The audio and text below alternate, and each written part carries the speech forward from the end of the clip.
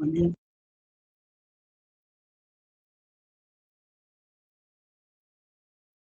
¿Se ve la pantalla? Sí, ya sé.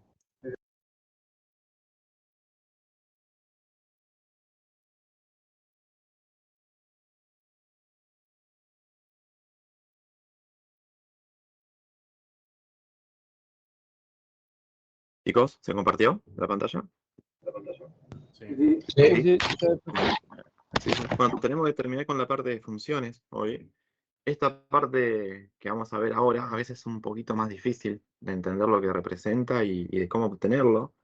Por eso lo vamos a hacer en dos partes. Lo primero que voy a hacer yo acá es mostrarles ya una función que hemos visto, que es la parábola, y tratar de deducir de forma gráfica los dos conjuntos nuevos que tenemos que ver. Hasta la última clase nosotros habíamos visto 4 conjuntos, que eran el dominio, el conjunto de cero, positividad y negatividad. Y siempre que yo analizaba esos conjuntos, la respuesta que daba hacía referencia a un eje de los dos que yo puedo tener. Siempre hacía referencia al eje X. Acá va a ser diferente. Los dos conjuntos que nos faltan, que se llama conjunto de inyectividad y sobreyectividad, el primero, el que está en azul, hace referencia al eje X, pero el segundo, el de sobreyectividad, hace referencia al eje vertical, que lo podemos llamar Y, como está en la definición, o el nombre que tenga la función en su momento.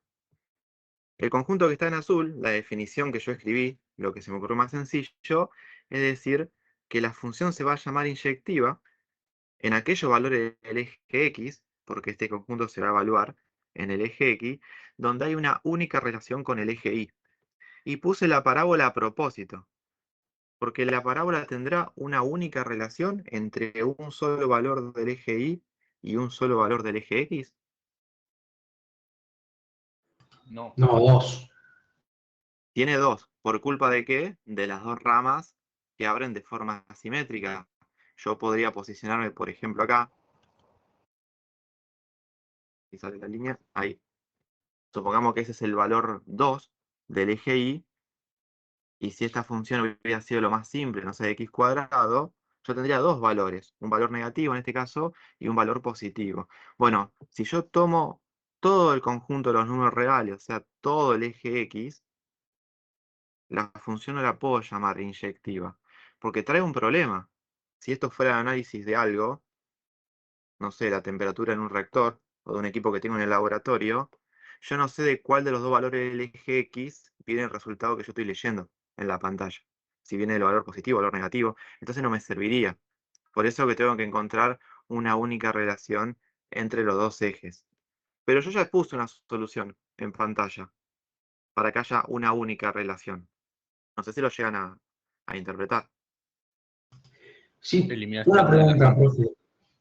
¿Por qué la hiciste para ese lado y no para el, o sea, la podrías haber hecho para el otro lado también, la línea azul? Sí, la dibujé al azar y cayó justo ahí. Es Ah, indistinto. bueno. Es indistinto la posición de la parábola hacia donde abre las ramas. Lo que va a ser igual en todos los casos es la conclusión. Van a cambiar los números, pero va a ser la misma conclusión. Pero yo lo puedo hacer con la parábola, igual que en la recta, porque son las dos funciones que aprendimos a graficar. O como mucho, la homográfica que vimos en la clase pasada. Después van a haber funciones más feas que se van a encontrar, tal vez aparecen en el examen, y no van a saber graficarla. Pero por eso vamos a aprender el procedimiento analítico que viene en la otra pantalla. Lo que vamos a tratar de hacer acá es dar la interpretación gráfica de lo que representa. Entonces lo que hicimos, como dijo el compañero, es dejar una rama en línea punteada, haciendo referencia a que esa rama yo no la voy a utilizar. ¿Por qué dejé en línea punteada la rama de la izquierda? Porque es la que contempla los valores del eje X negativo. ¿Sí? Esta rama de la izquierda tomaría los valores desde el 2 hacia los negativos. ¿Es necesariamente hacerlo así? No, yo lo tomo por comodidad porque me gusta trabajar con los números positivos, nada más. Lo sí es importante que siempre que tenga una parábola van a tener que eliminar una de las dos. La que usted quiera eliminar es indistinto, va a estar bien igual. Entonces, si yo me quedo con la parte de la derecha, ahora sí tengo una única relación entre el eje X y el eje Y. Porque la dejo punteada solamente para mostrar que esa parte la eliminé. pero forma parte de la parábola, pero en realidad lo que estoy diciendo es esto, yo la estoy sacando de esa rama. Entonces me queda desde el vértice hacia la derecha o hacia la izquierda, según lo que ustedes quieran tomar. Y si ahora me voy a un valor del eje vertical, fíjense que aparece una única relación entre el x y el y. Entonces ahora la función sí es inyectiva. ¿Pero en qué valores del eje x es inyectiva entonces? De A partir 2 de a los más positivos hasta el infinito. Bien, del 2 al más infinito. Y acá usamos la primera letra del abecedario, o sea que este conjunto se va a llamar A mayúscula. Como el 2 está incluido, porque es el vértice, iría 2 con corchete hacia más infinito. Y si leen la definición que está en verde, se imaginan cómo será el segundo conjunto que se llama sobreyectividad. Y como el primero le puse A este lo voy a llamar B.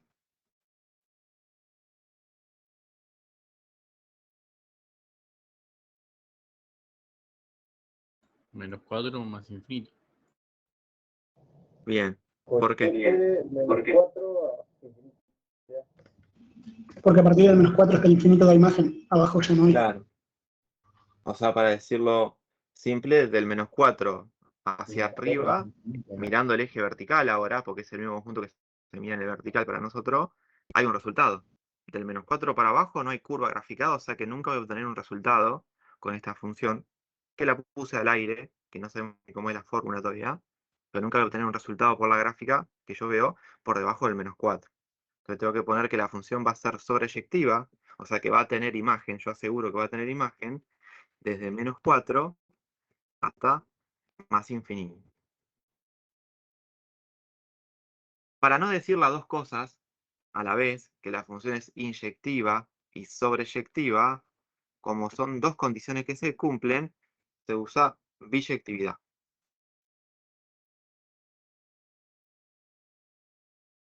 El prefijo bi está diciendo que se cumplen las dos cosas, la condición en azul y la condición verde. Entonces ustedes van a analizarlo así en el examen si le toca el ejercicio, obtienen la inyectividad, la sobreyectividad, pero como se lo voy a mostrar en la otra pantalla, con la forma analítica, esto es para justificar lo que representa. Y después abajo van a poner que la función es biyectiva, o sea, van a decir que se cumplen las dos, desde A hasta B, con la flecha. ¿Y por qué escribiré así de A hasta B? Y no pongo de B hasta A. Porque no está, o sea, no toda B está dentro de A. Bien, y porque cada valor de B es lo que se evalúa en la imagen, en el resultado, en el eje vertical que se llamaba variable dependiente, que dependía de los valores de A. Por eso lo ponemos así. La función es biyectiva desde los valores de A, que son los valores independientes, que se lo puedo asignar yo, ahora en función del conjunto que obtuve, hacia los valores que puedo obtener en el conjunto B. Y abajo van a reemplazar, como para poner la respuesta formal, el conjunto A medio de 2 a más infinito, y esto va a llegar hasta el conjunto B, que es de menos 4 a más infinito. Repito, ahora cuando hagan los ejercicios no van a poder hacer esto porque se evalúa el procedimiento algebraico y además porque no van a saber la forma de todas las funciones. Entonces sí o sí van a tener que hacer lo que está en la otra pantalla. Pero con respecto a lo que representa cada uno, ¿se entendió? Sí, se entendió, profe. Sí, se entendió. Bien. Hice el ejemplo feo, ahora vamos a hacer el ejemplo lindo que está arriba, que también sabemos la gráfica, porque eso aparece acá, la recta. ¿Qué creen ustedes? ¿Cuál será el conjunto A y cuál será el conjunto B? Todos los reales en ambos casos. Bien, ¿y cómo lo justifico? Porque da imagen desde menos infinito hasta más infinito y porque en todos los puntos se toca solamente una vez la función. Claro, se encuentra una única relación. Yo sabía una regla antigua que me decía, cuando yo tenía duda si la función es inyectiva, el primer caso, yo agarraba la regla en la hoja y lo que hacía era un barrido.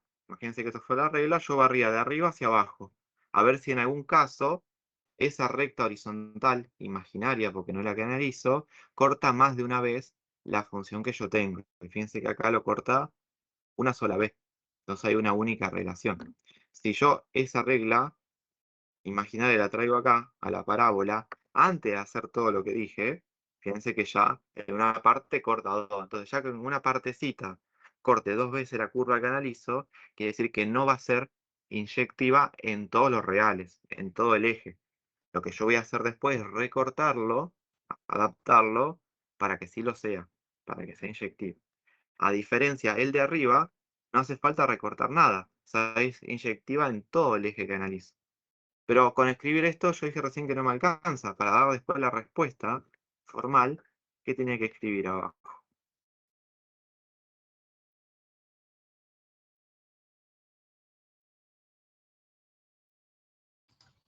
Que es biyectiva Desde todos los reales hasta los reales. Que biyectiva del conjunto A al conjunto B, y después abajo reemplazo lo que representa. En este caso quedó de reales a real. Puede ser que nos quede lo mismo, puede ser que nos quede un intervalo en 1 y el otro todos los reales. Eso siempre depende de la función. Ustedes en el cuadernillo, si lo leen en el PDF de la materia, hay un procedimiento que aparece. Yo acá voy a mostrar otro porque es más sencillo. El procedimiento que hace el cuadernillo ustedes lo pueden hacer tranquilamente en el examen, solamente que va a llevar un poquito más de tiempo, porque en el examen no solamente le va a pedir que analicen enseguida inyectiva y sobreyectiva, sino que también le va a pedir que obtengan algo que se llama función inversa. La función inversa, como su nombre lo dice, tiene relación inversa con respecto a la variable. La relación original que aparece en esta función, que también está a propósito porque ya sabemos graficar que la homográfica, la relación original es que si yo le meto un valor a la x, que a mí se me ocurra que yo pueda, que esté dentro del dominio, con ese valor hago el cálculo y obtengo el valor del eje y, o el que ahora se llama f de x, por eso se llama variable independiente y dependiente. Bueno, la función inversa es al revés. Yo quiero obtener los valores de x a partir de asignarle valores a la función, a la variable que era dependiente. Entonces, si quiero hacerlo al revés, yo quiero saber qué valor corresponde de x cuando asigno un valor a la f de x, ¿qué tendré que hacer con la expresión de la función?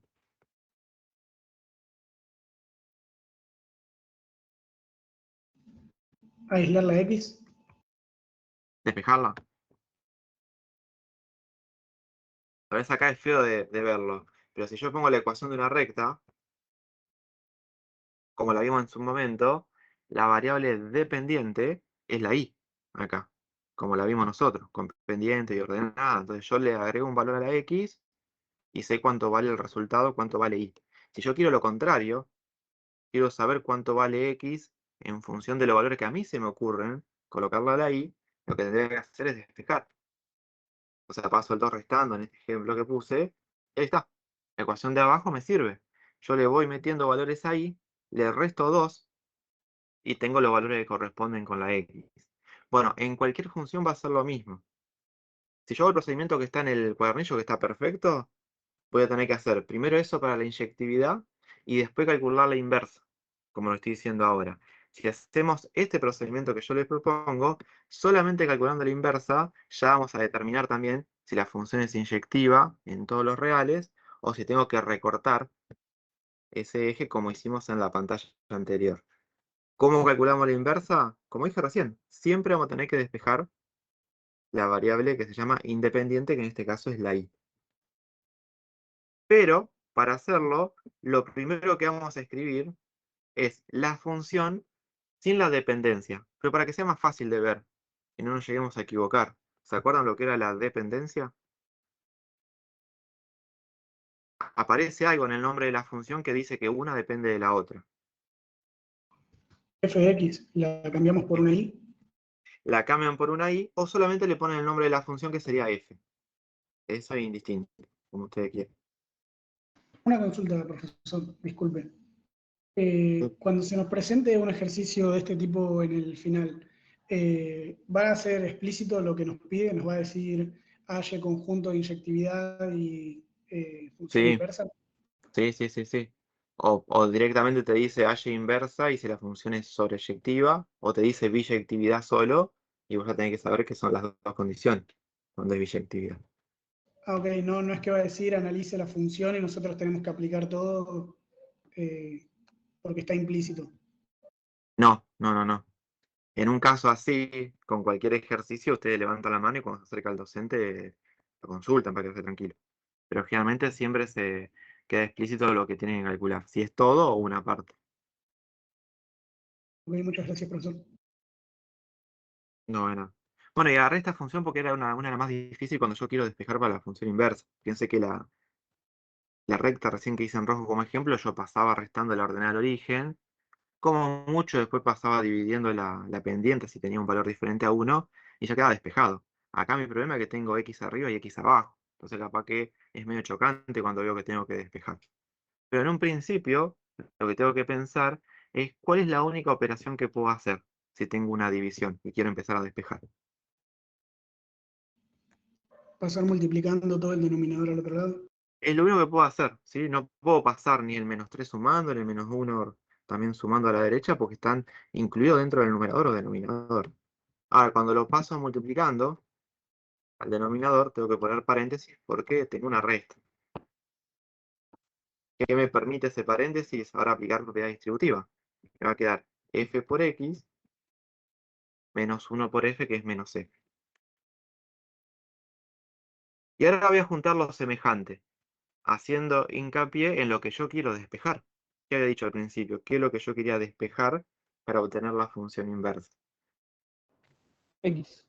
X. Entonces junto todas las x a la izquierda o a la derecha, es indistinto, ¿sí? Yo voy a pasar las x a Profe, la izquierda, ¿sí? Le faltó menos, profe. pusiste eso. Ah, sí. Gracias.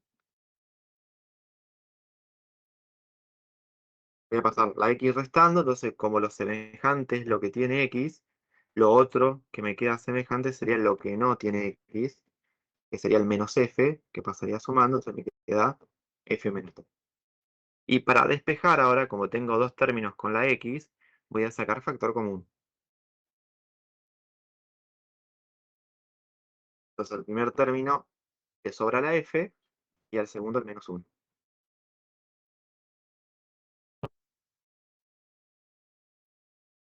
Y me falta un paso en un principio para casi terminar.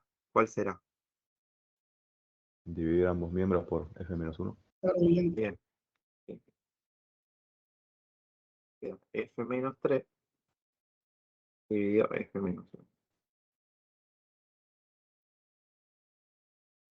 Esto, a mi gusto, ya está. Esto sería la función inversa.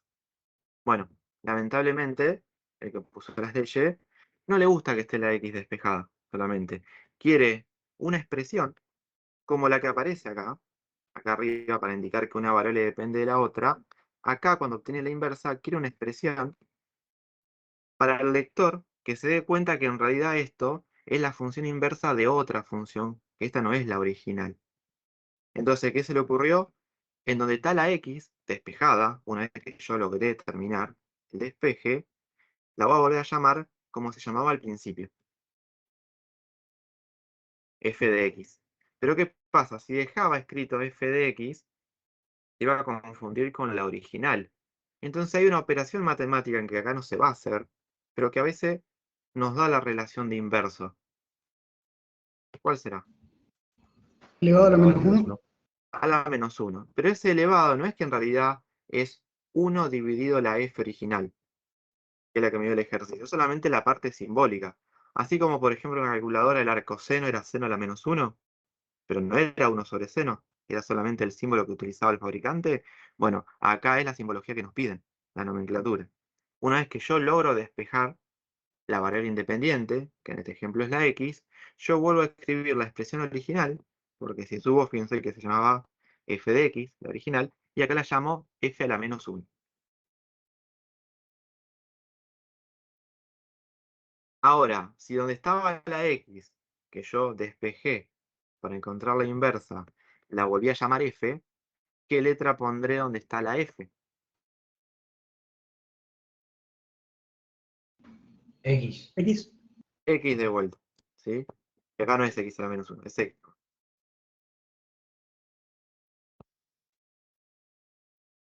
Bueno, a veces esto se vuelve medio confuso el cambio de nomenclatura, pero lamentablemente es el procedimiento que vemos. Ahí obtuve la función inversa.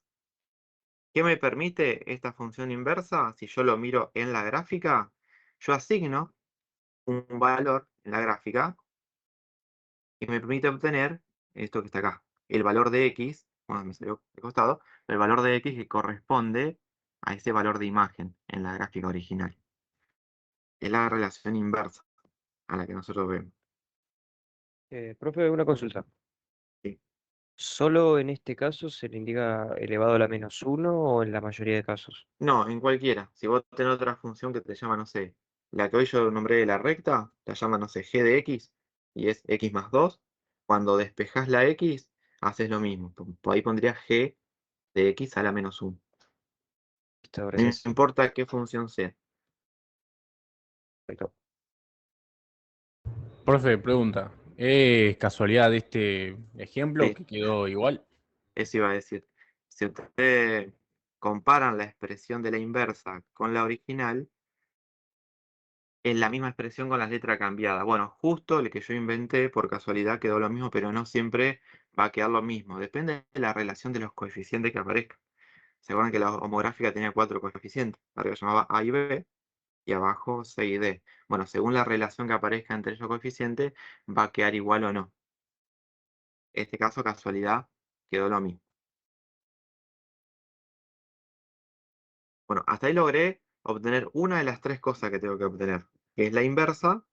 Todavía me faltan los dos conjuntos que mencioné en la pantalla anterior. ¿Alguien más? ¿Te quedó alguna duda? Así no se nos hace una bola de nieve. Te puedo hacer una pequeña consulta. Dime. Para el día de la prueba, ¿se puede utilizar una hoja de fórmulas? No, no. Es más, en física, para la parte de conversión de unidades, las que creen necesarias que van a utilizar, las ponen en la misma hoja del examen. Ah, dale, muchas gracias. De nada.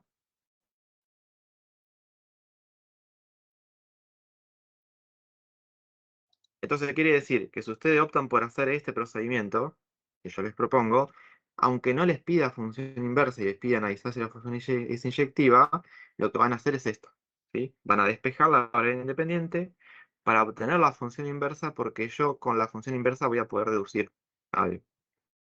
Hay dos ejercicios, este que va a dar lindo, y después en la otra pantalla viene una parábola y vemos cómo queda cuando no da lindo y cómo lo arreglo. Si yo tengo que decirle un algoritmo, como veníamos haciendo antes, por ejemplo, en la clase pasada, si a mí me pedía conjunto de positividad y negatividad solamente. Yo le decía, bueno, el enunciado les pide eso. ¿Ustedes podían calcularlo de una solamente? ¿Podían hacer bolzano ya en el primer renglón? No, primero teníamos que sacar el dominio. Y después ya podía hacer positividad y negatividad. El conjunto de El cero. conjunto de ceros primero. Y el conjunto de cero, ¿sí? Bueno, eso sí pueden ser cosas que están implícitas y que en medida del ejercicio calcule negatividad, por ejemplo, solamente. Pero no tienen que hacer dominio, cero, porque eso depende del teorema de Bolzano. Bueno, este procedimiento que yo propongo también tiene un algoritmo, son una serie de pasos, una receta de cocina. El primer paso es como en la otra clase, es calcular el dominio. Eso va a ser en todas las funciones. Yo acá lo voy a hacer después, porque le quería explicar la parte de función inversa, que era lo nuevo, pero a partir de ahora, siempre lo primero que vamos a hacer, si nos pide inyectividad, función inversa, sobreyectividad o biyectividad, es calcular el dominio de la función. Como yo tengo una función que presenta una división, ¿se acuerdan cuál era la condición? La limitación matemática. Que el denominador tiene que ser mayor o igual a 0, ¿no? No, distinto de 0. Distinto de cero. Distinto de Entonces cero. acá hay un número que no me puede tomar el denominador, Uno. el 1. ¿Sí? Acá lo hago rápido porque ya habíamos hecho la clase pasada con la división. Entonces, me quedaba que la x tenía que ser diferente a 1. Entonces la forma más acotada que se me ocurrió es decir, bueno, son todos los reales, excepto el 1. Ahí ya tengo el dominio. Entonces el primer paso es calcular el dominio. Segundo paso, calculo la función inversa. Cuando llego a calcularla, tengo que pensar, acá va a parecer ambiguo, pero con el otro ejemplo lo van a terminar de cerrar, es cuántas funciones inversas logré obtener yo cuando despejé la x.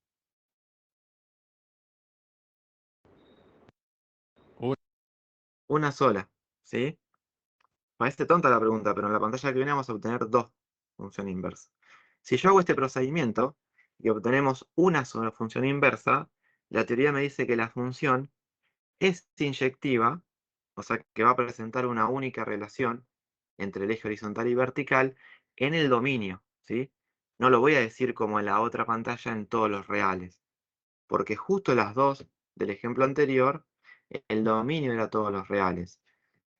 Pero acá no es todos los reales en esta función, el dominio, porque donde está la asíntota vertical, en 1, la función hace agua, ¿sí? No puedo hacer esa operación. Entonces yo calculo la función inversa.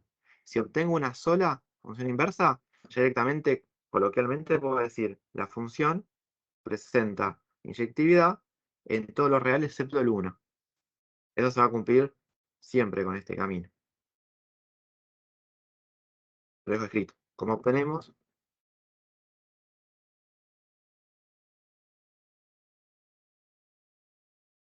Una sola función inversa, la función original, es inyectiva en su dominio. Esta última parte en su dominio es la causa por lo que yo digo, el primer paso que tienen que hacer siempre es calcular el dominio, porque si yo no lo hubiera calculado arriba, capaz que me olvidaba y ahora ponía que era inyectiva en todos los reales. Y en realidad no, porque justo en 1 no hay ni relación para analizar, ninguna relación entre x y y, porque no puedo hacer esa operación. ¿Se acuerdan qué letra le asignaba yo al conjunto de inyectividad? Ah, La A, le hemos puesto. Y como me dice que es el dominio, acá no se ve, pero me había quedado que eran todos los reales, excepto el 1.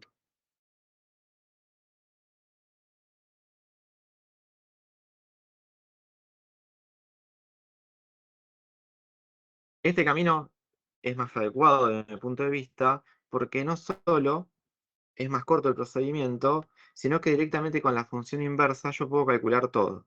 Como tuve una sola función inversa, yo la justifico de esta forma, con palabra, que la función va a ser inyectiva en su dominio, sin saber la gráfica, porque seguramente ahora en el PDF van a aparecer algunas funciones que no saben cómo es la gráfica, pero lo pueden hacer igual de esta manera, con el procedimiento algebraico.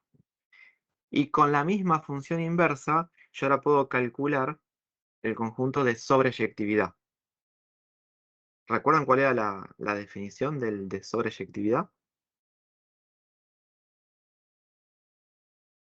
La imagen de la función original, ¿o no? Claro, eran los valores, por decirlo general, en el eje vertical, donde la función tenía imagen. Si yo ahora lo miro como función inversa, si no miro más esta función, la original, y miro la función inversa, lo Sería el que dominio. hablábamos de dominio e imagen ahora cambia. Si yo tendría que marcar el dominio de esta función que digo ahora, de la nueva, en la gráfica, ¿en qué eje aparece el dominio ahora?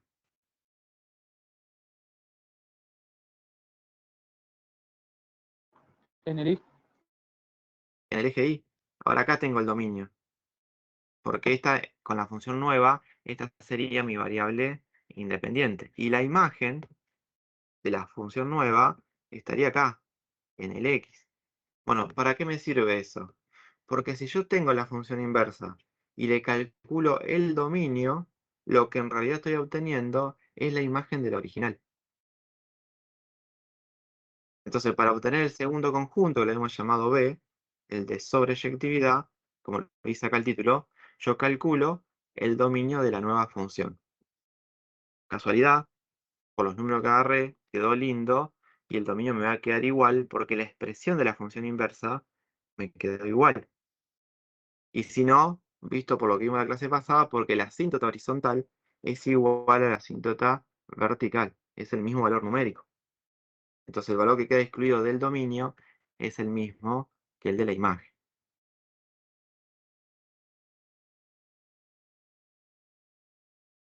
Profe, una pregunta. ¿Sí? Entonces, si tiene solamente una inversa, siempre va a ser inyectiva y sobreyectiva en los mismos valores, ¿o no? No, pues acá me quedo los mismos valores porque es una relación entre los coeficientes. Los números que yo puse justo me dieron lo mismo. Bueno, gracias. Los números pueden cambiar. En otra función homográfica, tal vez que el dominio de la inversa son todos los reales menos el 4, por ejemplo. O sea, ahí te queda diferente. Y ahora lo voy a justificar. Obtuve el dominio de la función inversa. Para dar la respuesta se llamaba conjunto B. Y para justificar voy a decir, el conjunto B es la imagen de la función original. Porque yo en realidad toda la respuesta la quiero dar con respecto al original. Utilizo la inversa para obtener la respuesta solamente. Entonces al lado digo, pero esa imagen del original en realidad es el dominio de la función inversa. Y abajo reemplazo. Ese conjunto B son todos los reales, excepto el 1.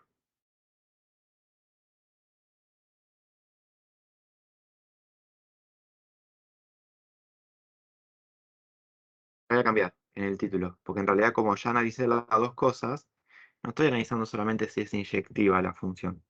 ¿Qué palabra puedo poner para decir que estoy analizando las dos? Si es inyectiva y sobreyectiva. Inyectiva. Inyectiva. Profe, tengo una consulta sobre eso. ¿La justificación de la biyectividad siempre suele ser la misma o puede haber en casos que la tengamos que justificar de otra manera? No, porque ya cuando hago la biyectividad es porque tengo cocinadas los otros dos, el conjunto A y B. Entonces acá abajo siempre va a ser igual. Como Listo, acá ya tengo gracias. la expresión de la función y sabemos que se llama f, pueden poner f es biyectiva. Nada más que eso, la anterior como tenía la gráfica solamente puse biyectiva. Después siempre igual, va a ser del conjunto A a B, porque la relación de dependencia siempre es con la original. Y abajo reemplazo. Profe, una pregunta ¿Sí?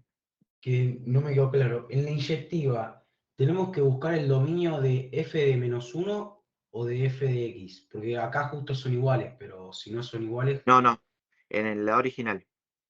en la original. Ah, bueno, ok. Gracias.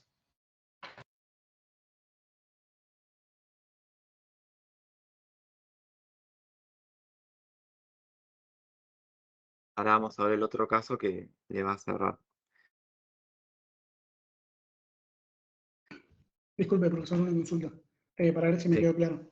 Entonces, la inyectividad se ve sobre el dominio de la función original y la sobreyectividad en el dominio de la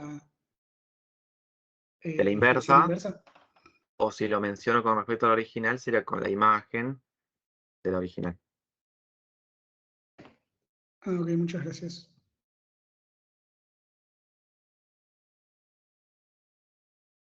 Bueno, yo le dije, si hacemos el procedimiento inverso y obtenemos uno solo, la función va a ser inyectiva en el dominio. Si no obtengo una sola, o sea, si obtengo dos, la función no va a ser inyectiva en el dominio y voy a tener que hacer algo para poder arreglarlo. Bueno, para obtener dos resultados, la operación que siempre nos trae problema es el módulo, el valor absoluto.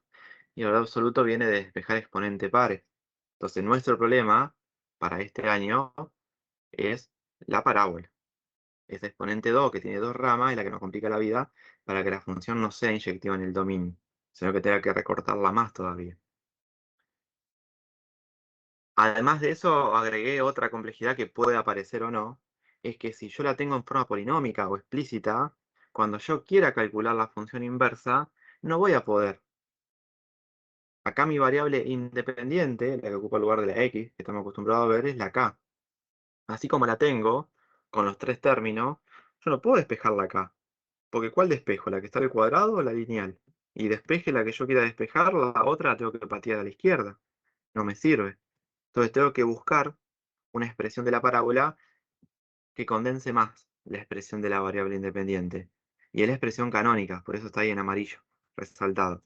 Siempre que tengan la expresión de una parábola, o sea que la función sea una parábola, ustedes la tienen que llevar a la expresión canónica. Porque si tienen la factorizada o la explícita, yo no voy a poder despejar. En la canónica sí. Entonces, eso va a ser el primer paso acá. Antes de hacer eso, para que ya nos quede el algoritmo, como hicimos en la otra pantalla, entonces como voy a analizar la biyectividad, el primer paso va a ser calcular otra cosa que yo les dije. El dominio. El dominio de la función.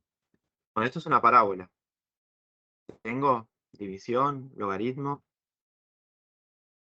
raíz de índice par. No, todos los reales es el dominio. Acá el dominio es todo lo real. Y lo tengo que llamar así. El dominio de la función j es todos los reales. Ese es el primer paso. Segundo paso sería calcular la función inversa, pero no puedo porque no está en expresión canónica. ¿Sí? La única que me va a complicar va a ser esta. Si yo tuviera otra función diferente, ya puedo despejar, como hicimos en la pantalla anterior. ¿Se acuerdan cómo se obtenía la expresión canónica? Con los puntos del vértice. Bien. ¿Cómo se llamaban esas coordenadas del vértice? XB y B. Bien. XB, yo le tengo que hacer un pequeño cambio, pero ahora lo voy a escribir como XB. Había dos formas, o calculaba las raíces y hacía el promedio, porque el vértice era simétrico con respecto a las raíces, o si no, como ya tengo la expresión explícita y tengo los coeficientes, el A y el B y el C, me decía que XB era menos B dividido 2 por A, que es la que voy a hacer acá. Pero en este ejercicio no lo puedo llamar XB. ¿Por qué? Porque tenemos la K. Porque la Sería variable KB, más ¿no? X es K. Sí. Por alguna razón, siempre cuando fuimos a la secundaria nos machacaban con que era X siempre el X. Bueno, no va a ser así. Siempre depende del fenómeno que yo estudie. Entonces acá se llama K. Entonces lo que voy a cambiar, en vez de poner X, voy a poner K del vértice. Y ahora sí, puedo reemplazar. Sería menos, y la B vale menos 4. O sea que me va a quedar 4 positivo. Dividido 2 por A, que es 2 por 1.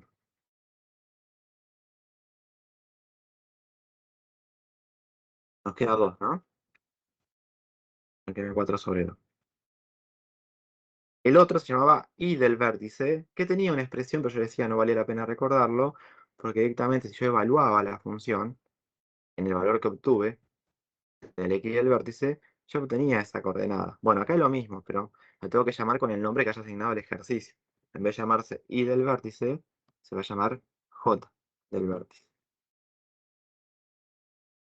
¿Qué voy a hacer? Reemplazar en la expresión original, arriba. En vez de poner k al cuadrado, voy a poner 2 al cuadrado, menos 4 por k, sería menos 4 por 2, más 4.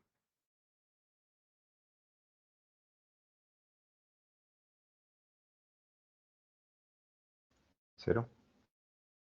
Pero con esto que está acá, ahora puedo escribir la expresión canónica. Y la dejo como machete arriba.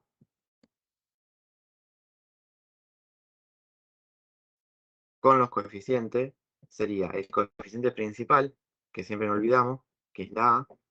Después era la variable k, en este caso, que reemplaza la x, menos k del vértice, al cuadrado, más y del vértice, que sería j del vértice. De esa manera, mi variable independiente, que antes era la x o de la k, me queda acá, escondida, dentro de un solo término. Y ahí sí voy a empezar a despejar y obtener la función inversa. Cuando reemplazo, ¿cómo queda?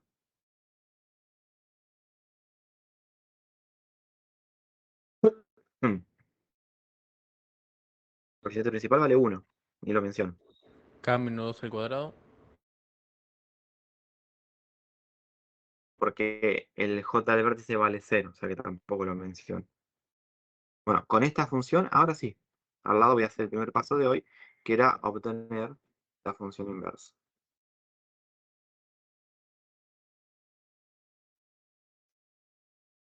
le proponía o la llaman i, genérica, o le pone el mismo nombre de la función, pero sin la dependencia para que sea más fácil de despejar.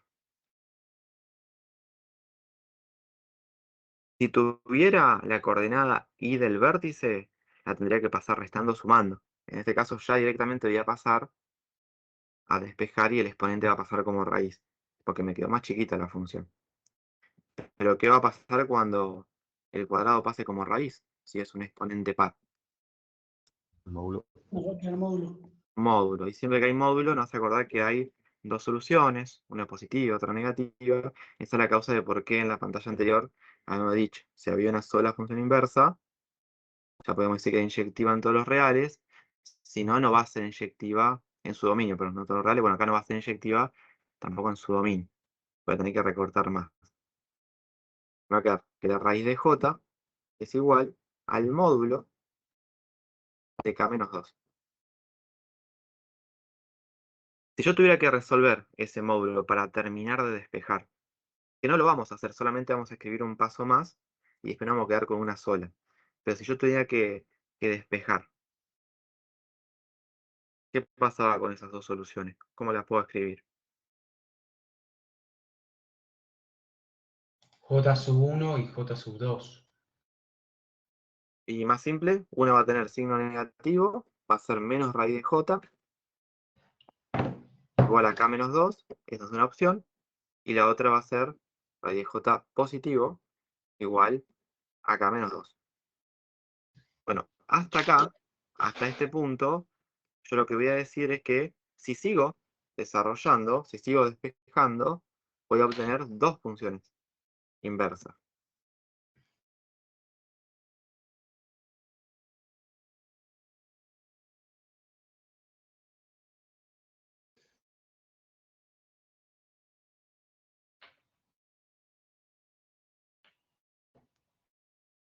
Entonces la conclusión será, ¿la función es inyectiva en el dominio si voy a obtener dos funciones inversas? Por lo que escribí en la otra pantalla.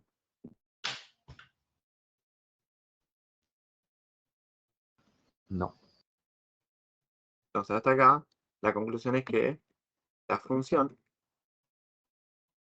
no será inyectiva en su dominio. Que en este caso, justo el dominio son todos los reales. Esto es una parábola. ¿Qué hicimos hoy en la primera pantalla cuando vimos que no era inyectiva y lo quisimos arreglar? Eliminar una rama. Eliminar una rama. Bueno, acá, algebraicamente, eliminar una rama es quedarse con uno de los dos, con el positivo o el negativo. Esta expresión, que tiene el menos, es la rama que yo eliminé hoy, ¿sí? La que tiene valores negativos. Entonces yo dije, a mí me gusta siempre quedarme con el positivo. ¿Por qué? Porque después muchas veces este menos, por apuro, por nervio del examen, lo olvidamos. Y cuando hacemos el desarrollo bajo nos queda mal. Entonces no es más lindo que trabajar con expresiones lo más positivas posible. O con menos signo negativo. Entonces, esto es opción. Ustedes tienen que eliminar una de las dos para que sea inyectiva. No van a usar todo el eje horizontal, van a usar una parte, como pasó en el primer ejemplo, pero ¿cuál me quedo yo? Es optativo. O sea que si ustedes comparan después lo que hace uno y otro, van a tener dos caminos diferentes y los dos van a estar bien. Yo voy a hacer lo mismo que hice en la primera pantalla, ¿sí? Me voy a quedar con la rama positiva, ¿sí? Entonces, elimino una función inversa. O llevado a este tipo de función, sería elimino una rama de la función original. Ahora sí, me quedó una sola función. ¿Qué voy a tener que hacer? Terminar de despejar. ¿Cómo termino de despejar? Profe, consulta. Tengo que eliminar la función inversa que está negativa. No, es la que ustedes quieran, de las dos. Yo acá opté por eliminar la que tiene el signo menos.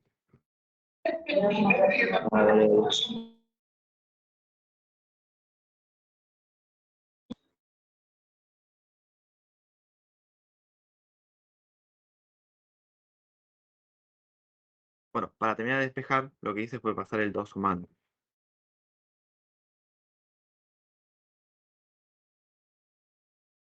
Para que no se confundan, ahí puse la raíz solamente abarca la j. Ahí logré despejar mi variable independiente. ¿Pero era esa la expresión que nos pedía el libro? ¿De la función inversa? No. Había que cambiar las letras. Tengo que cambiar la letra. En vez de poner raíz de j, voy a poner otra vez raíz de k. Y donde está la k, voy a poner j a la menos 1 de k. Y esa era la expresión de la función inversa. Lo único que se agrega con respecto a la pantalla anterior, cuando no tenía que recortar el dominio para que sea inyectiva, ya lo hice. La parte que está en rojo acá, yo tuve que eliminar uno.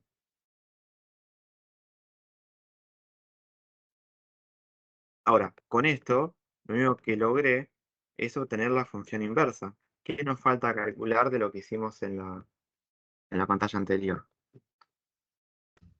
El dominio de la función inversa. Y con el dominio de la función inversa, ¿qué conjunto voy a obtener? Su proyectividad. ¿Y la inyectividad? La imagen de esta función inversa. Sí, sí, está bien, es la imagen de la función inversa, pero hay una forma más sencilla de obtenerlo. El dominio. El dominio de la original. No, porque lo que habíamos escrito es que la función era inyectiva en ese conjunto A, que lo bautizamos así, en los valores del dominio, cuando yo obtenía una sola función inversa. Cuando tengo Saco, dos, lo tengo que recortar. saco la inversa de la inversa y ahí calculo el dominio. No. Más sencillo, Del lo voy a vértice. extraer de esta expresión que obtuve acá, mira. ¿Qué relación tiene la expresión con la que yo me quedé, que elegí la parte positiva, para que solamente elimine el módulo? Pues fíjense que lo único que hice, si yo comparo con el paso anterior, yo pude sacar el módulo. Si no, acá tendría el módulo. ¿Cómo tiene que ser el número que está dentro del módulo que para escribirlo o no escribirlo sea exactamente lo mismo?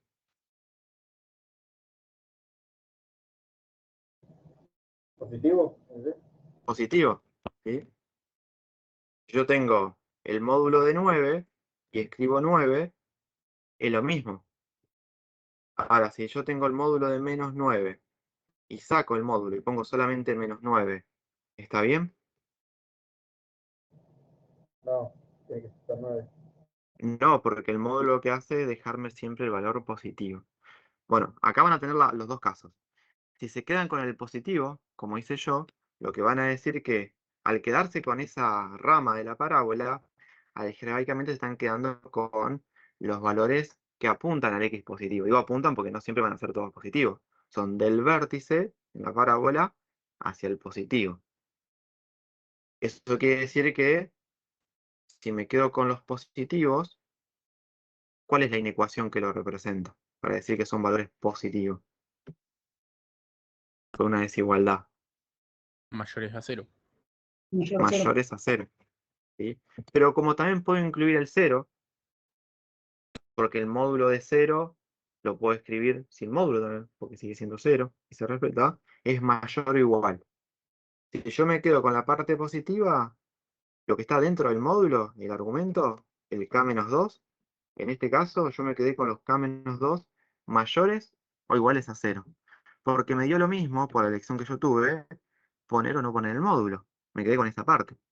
Si en vez de tachar en rojo el de la izquierda, tachaba el de la derecha, y yo me quedaba con menos raíz de j, igual a k-2, me estaba quedando con los valores del eje horizontal que apuntan al negativo.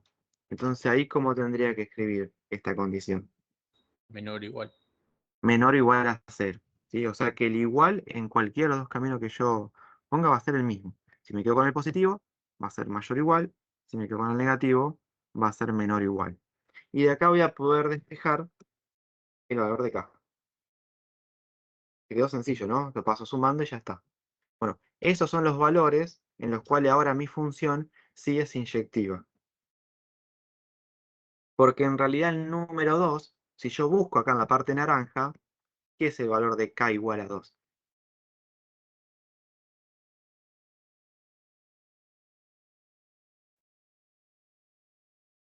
El K, el vértice. La Es el vértice. KB. Es la coordenada del vértice en el eje X, y es lo que habíamos hecho en la primera pantalla en forma gráfica. Desde el vértice, yo había eliminado la parte izquierda porque me gustaban los positivos, y me quedé con esta parte. Bueno, eso es lo que hace este procedimiento que les muestro. En la parábola, es decir, voy a tomar desde el vértice hacia la derecha, si pongo mayor o igual, o hacia la izquierda si he optado por el menor o igual. Entonces, con esto que hice en azul, obtenemos los valores del eje horizontal, donde la función es inyectiva. Se llama conjunto A. Como es mayor o igual, va a corchete, desde 2 a más infinito.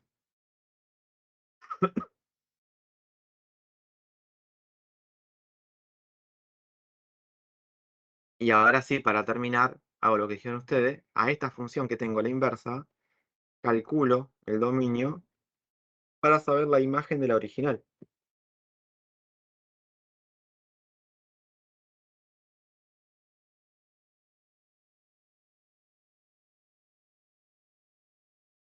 ¿Y tengo alguna limitación matemática con esta función inversa? La K tiene que ser mayor o igual a 0.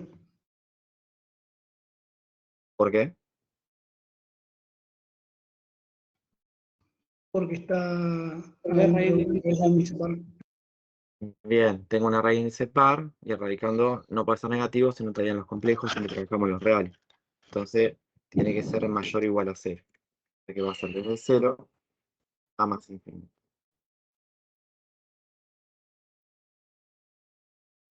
Y abajo justifico. Digo, bueno, el conjunto B, que es el que yo quiero obtener, el de sobreyectividad, es la imagen de la función original, pero lo calculamos como el dominio de la inversa. Que va de 0 a más infinito.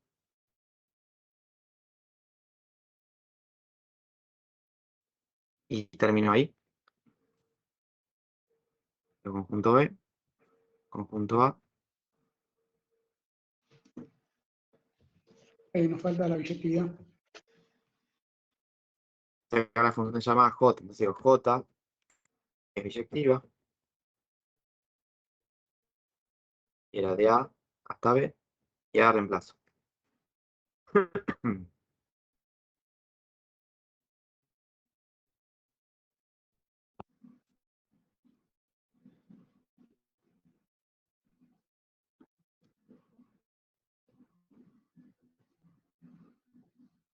Nosotros lo comparamos con el primer ejercicio que yo inventé en pantalla, el de la parábola ya graficada. En este caso, como es parábola, este 2 y este 0 son las coordenadas del vértice. En la parte del 2, si yo lo observo horizontalmente, me quedé de 2 hacia la derecha. Y en el eje vertical, yo me quedé del vértice hacia arriba, porque la parábola era cóncava hacia arriba, y por debajo no había imagen.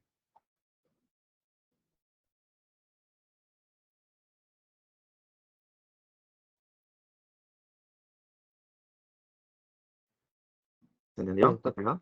Sí, entonces es, digamos, solo de este caso o es en línea general que ambos se parecen, digamos, a la X, en este caso a la KB y a la, por el otro, a la JB. No, en la parábola siempre te va a quedar esa conclusión, solo que voy a tener que demostrar con este procedimiento. Claro, para saber cuál es el inyectivo. Ok, perfecto, gracias.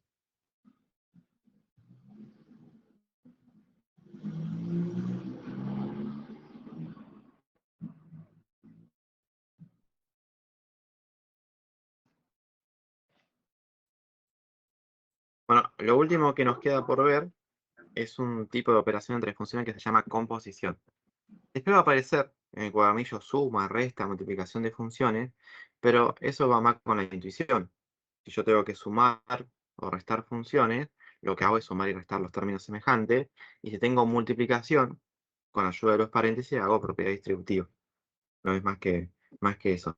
La composición generalmente es algo nuevo para nosotros cuando lo aprendemos, y es componer una función nueva a partir de funciones que ya tengo establecidas. Yo acá inventé 4 al azar. Entonces puede ser que yo tenga dos funciones ya establecidas, la f y la x, donde una es 2 seno de x y la otra es x menos pi sobre 2, y me dice que haga la siguiente composición. Hay dos formas de expresar la composición. Uno como aparece en pantalla, que me dice f o g de x, y lo que me está diciendo siempre en esa expresión es que la función nueva se va a componer reemplazando la segunda función que se menciona dentro de la primera. Siempre es así, la segunda dentro de la primera. Al decir eso, que yo puedo reemplazar la segunda dentro de la expresión de la primera que se menciona, yo tengo otra forma de escribirlo. Si sé que tengo que meter la función g dentro de la expresión de la f.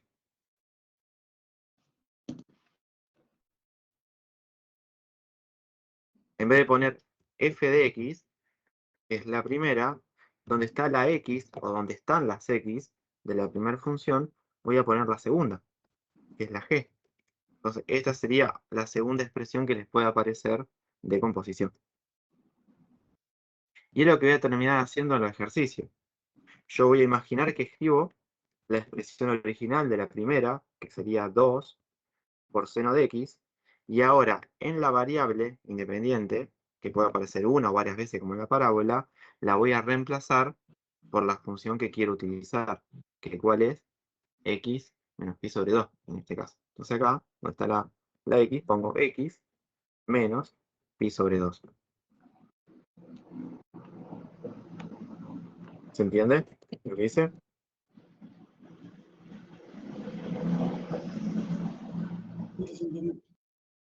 ¿Cómo quedará la expresión del otro ejemplo, el de la derecha?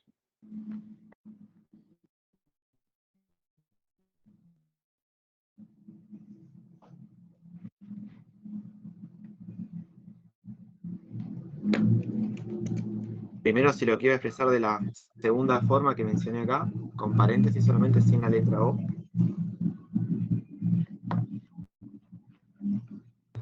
G f de x. Bien, G evaluada en la función f de x.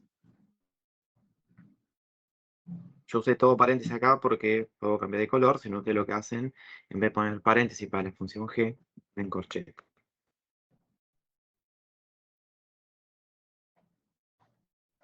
Y ahora sí, la expresión, ¿cómo va a quedar? 2x al cuadrado menos 1. 2 seno de x menos pi medio. Ojo porque el segundo ejemplo tiene otra función acá, fg. 2 por x menos 1 al cuadrado. 2x cuadrado menos 1. Para no confundirse, ustedes primero lo que pueden hacer, si no, hasta que agarrar la mano el lápiz, lo escriben con la función original, con la variable original, con la x. Después, donde está la x, yo tengo que poner No, la función nueva, que es la... Ah, perdón, no, mala mía, yo lo puse mal. La función original es x menos 1. y menos Y 1. donde está la x, ahí voy a reemplazar la otra función. Entonces, según como sea el orden, me quedan funciones diferentes. Tengo que yo estar escribiendo otra recién. Entonces, donde está la x, voy a reemplazarlo por la que quiere que componga. En este caso es 2x cuadrado.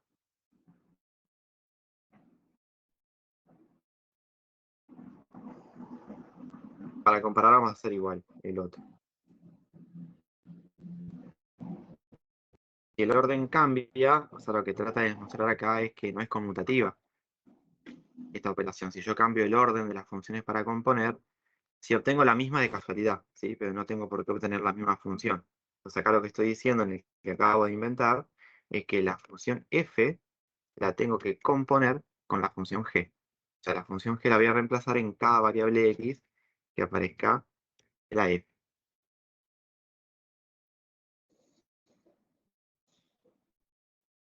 Entonces yo escribiría la expresión de la función f y ahora donde está la variable la voy a reemplazar por la otra función que quiero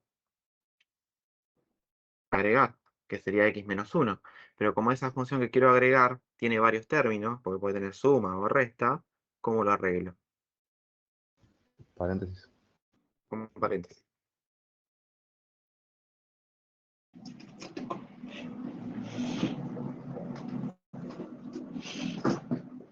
Bueno, una cosa puede ser que yo tenga las funciones y las quiera componer, como me pide el enunciado, y la otra es al revés.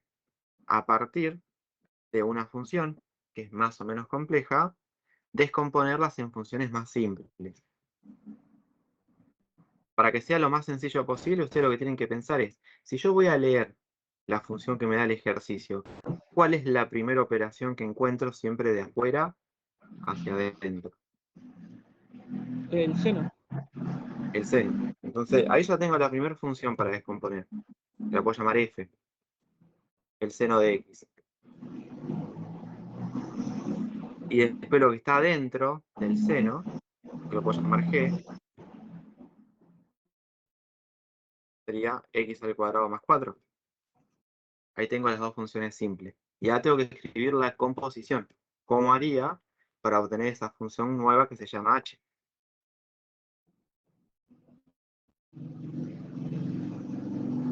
¿Será f compuesta de g evaluado en G.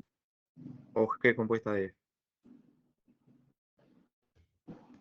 F compuesta G. Bien, si yo digo así f compuesta de g, si uso el símbolo de la o, sería f o g. Y si no, el que es más explícito, f evaluada en g de x.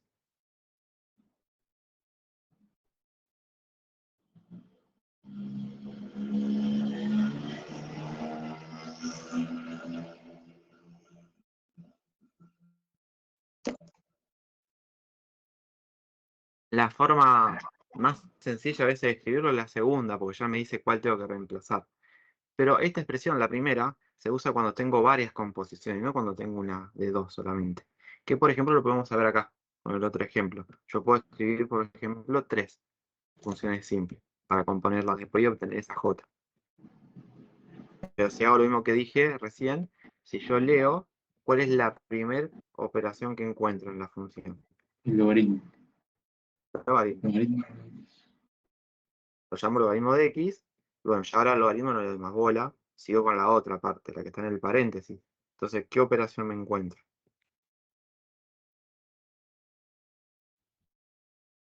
Es X más 2. 3x más 2 al cuadrado. ¿Y cuál será la operación que tendría que leer si voy de afuera hacia adentro? ¿La suma, la multiplicación o el exponente?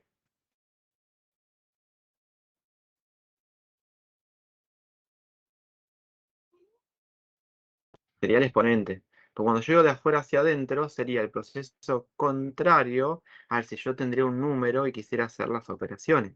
Si yo, por ejemplo, digo a la x le tengo que poner un 2. Entonces yo primero tendría que hacer 3 por 2 y sumarle 2. Ese es el primer paso. Después lo tendría que elevar al cuadrado y por último aplicar el logaritmo. Bueno, cuando voy a descomponer es al revés. Pues digo de afuera hacia adentro. Me encuentro el logaritmo, me encuentro el exponente y ahí recién descubro mi horario independiente. Entonces acá la segunda sería x al cuadrado.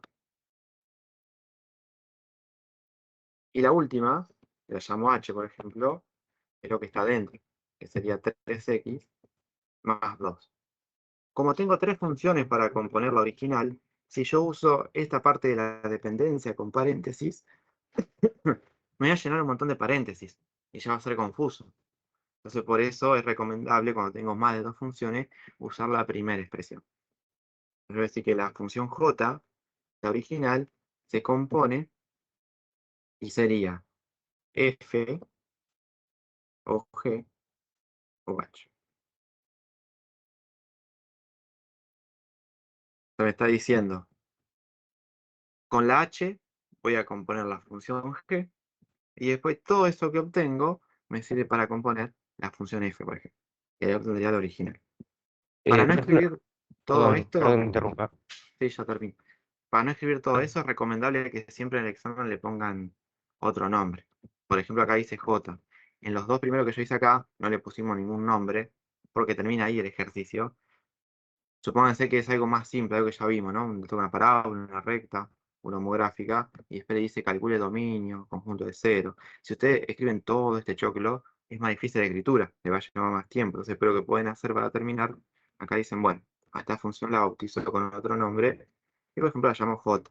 Entonces, después cuando calculan dominio, imagen, todo eso, lo hacen con referencia a J, y no a todo este nombre de la función.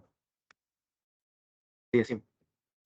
Sí, cuando vas poniendo, digamos, F o G o H, ¿eso es en el orden de que lo vas descomponiendo o es un orden que elegimos nosotros?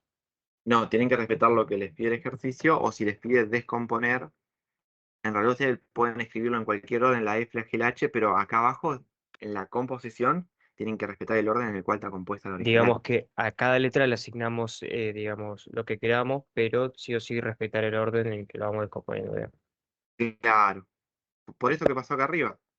Yo le mostré cómo quedaba dado vuelta el nombre de la función con la composición y demostramos que no es conmutativa. Fíjense que las dos expresiones son diferentes. Si yo desarrollo el cuadrado de acá abajo, el cuadrado del binomio, no me va a quedar la misma parábola que la de arriba.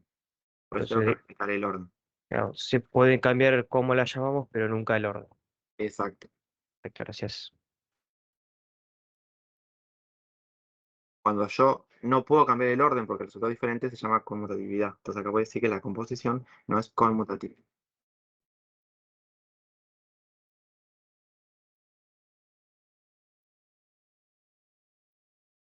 Además, ¿me siguieron con esto? Sí. Una pregunta, profe, ¿cómo era lo de conmutativa que no escuché? Que la composición no es conmutativa porque si yo cambio el orden, la composición, acá, en vez de hacer G o F, hago F o G, o sea, compongo una en función de la otra al revés, el resultado no es el mismo. Porque acá la parábola que me quedó arriba es 2x cuadrado menos 1, y acá abajo, si yo desarrollo, no me da lo mismo, me da otra cosa. Por eso tengo que respetar el orden leyendo la función original o lo que me pide el ejercicio hacer. Después el nombre de las funciones sí, pueden asignar ustedes. Muchas gracias, profe. De nada. Le digo lo mismo que le dije el jueves, por si alguno no estaba. La clase del miércoles, que es de resolución de problema, es clase tipo taller. Eso si estuviéramos en el aula lo tienen que desarrollar ustedes y después consultar porque es solamente resolución de problema que ya estuvimos viendo.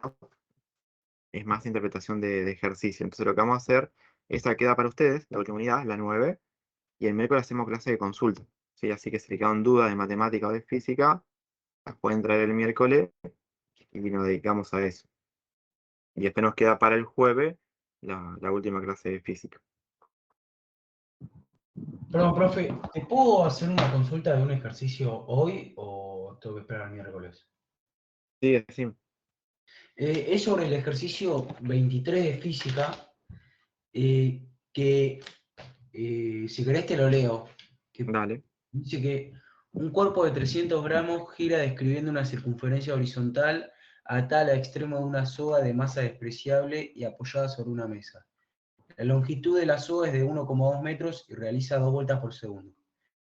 Y pregunta primero, hallar con qué velocidad partirá el cuerpo si se corta la soga, que eso entiendo que es la velocidad angular, pero lo La que no puedo, tangencial. la tangencial, o sea, la que es medio como una W, ¿o no? No, no, la tangencial es B corta. Ah, no, sí, que es 2pi por radio por frecuencia. Esa es la angular. A eso describe qué ángulo barre en función del tiempo. Y la tangencial es en unidad de longitud, en metros sobre segundo, por ejemplo. Ah, ok. Bueno, y la otra que no sabía cómo hacer es, ¿cuál es el valor de la tensión de la soga? ¿Cómo podría calcular eso? Como está apoyado en la mesa, si yo hago el diagrama cuerpo libre, tengo acá tres fuerzas. Siempre lo coloco de forma que a mí me conviene la vista. Entonces yo lo miro de lateral, y entonces la tensión de la soga apunta hacia el centro de la curvatura. Ok. Como esta tensión apunta hacia el centro de la curvatura, esta es la fuerza centrípeta también, es la Fc, es la misma. Ah, Entonces cuando te pide la tensión de la soga, en realidad te está pidiendo que calcules masa por aceleración centrípeta, calculando la aceleración como habíamos visto. Era similar como el que hicimos del lavarropa, donde la normal coincidía con la fuerza centrípeta.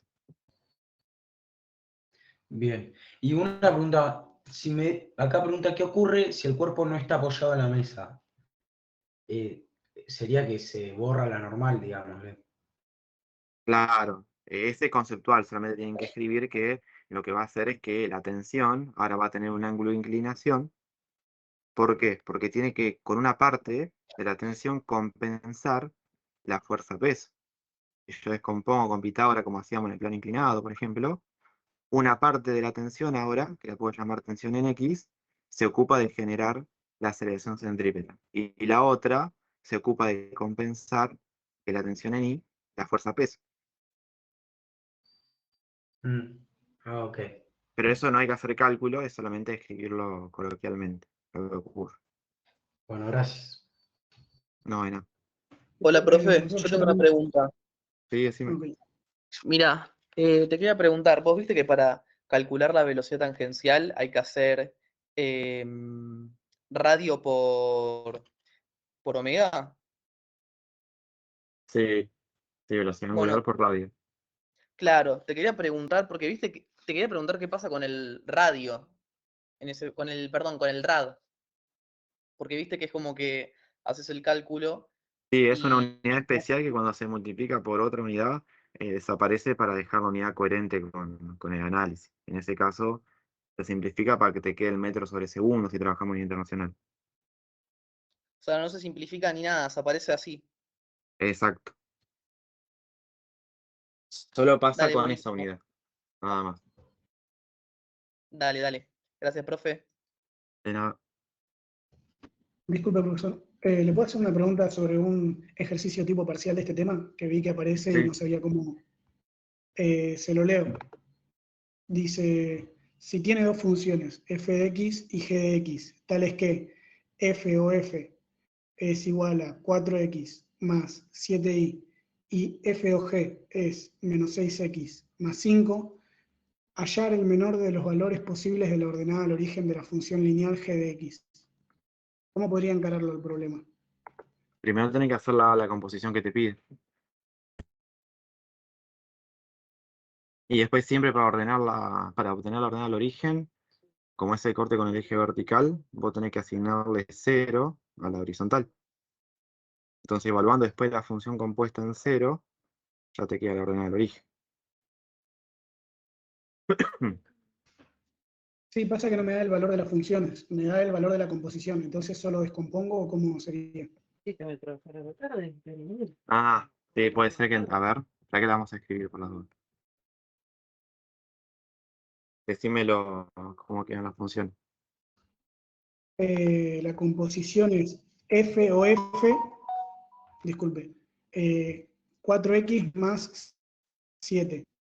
Y f o g me queda menos 6x más 5.